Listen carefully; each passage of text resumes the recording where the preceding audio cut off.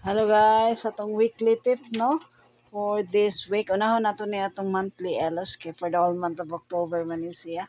So kamo na lang mag-igo ani no.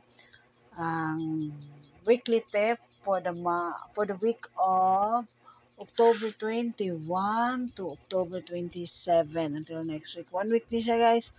Nadiri ang ato ang Picasso nga weekly which is na pair daily nga naa sa Ellie nga weekly, Master Tip nga weekly.